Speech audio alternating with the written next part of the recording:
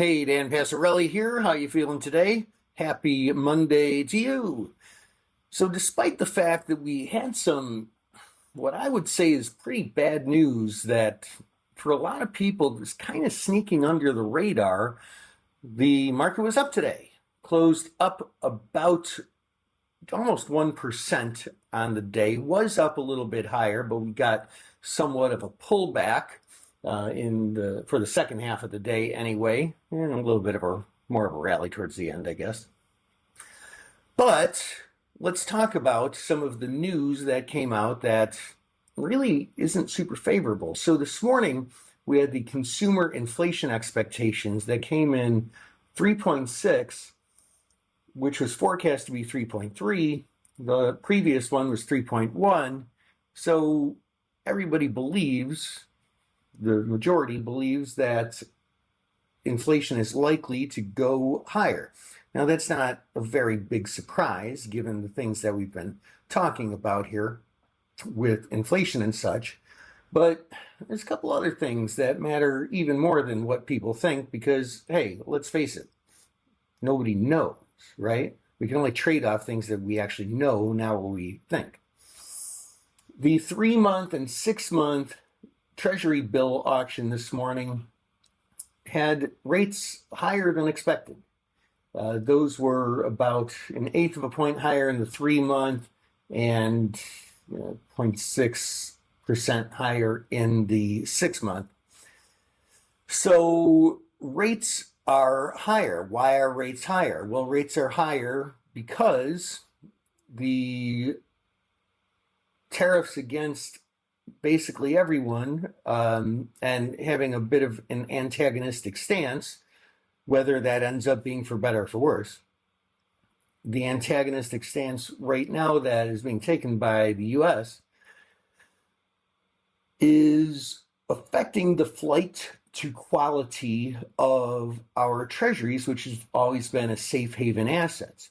And it's possible that some of the foreign holders, particularly China, might be selling some of their US Treasury bonds and notes and bills. So let me explain what happens when that happens. When bond prices go down, interest rates go higher. So when people start to fear that America's treasuries are not the safest asset in the world anymore, or even if they lose a little bit of faith in them, the selling pressure that accompanies that pushes interest rates up higher, which I shouldn't have to tell you about interest rates because I talk about that a couple times a week, every day for the past several years now in these daily videos. But the next bit of news that kind of flew under the radar, you might have read the headline, but maybe didn't catch the implications full enough, is that China is cutting off rare earth minerals to the United States. These things are used in a gazillion things, from defense to electric cars to anything electric, to induction plates to cook food on. Like, they're used in everything. And what that does is it completely disrupts the supply chain.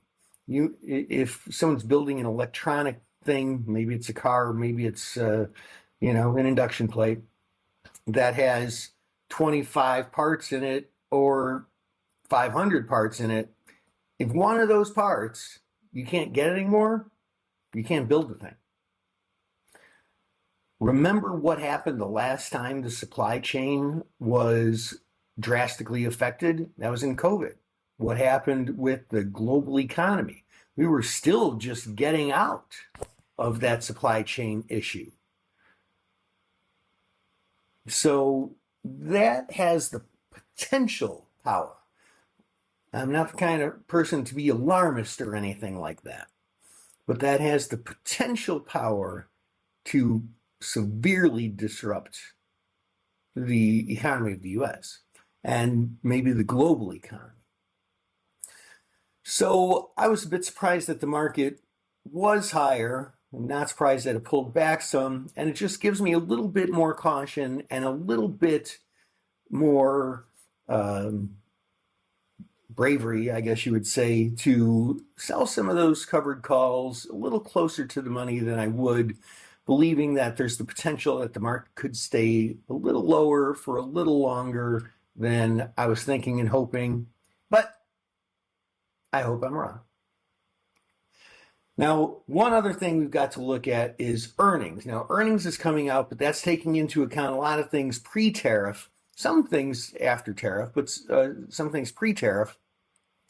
The earnings don't so much matter, but what does really matter is the conference call after earnings, where the brass at each corporation talks about what they foresee coming in the next quarter.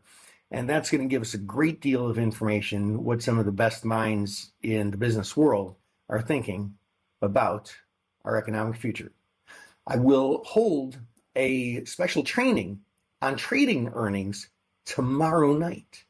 So please make sure you register by going to markettaker.com/reg. Go to markettaker.com/reg and get registered now. Hope that helps. This is Dan Passarelli. Trade smart.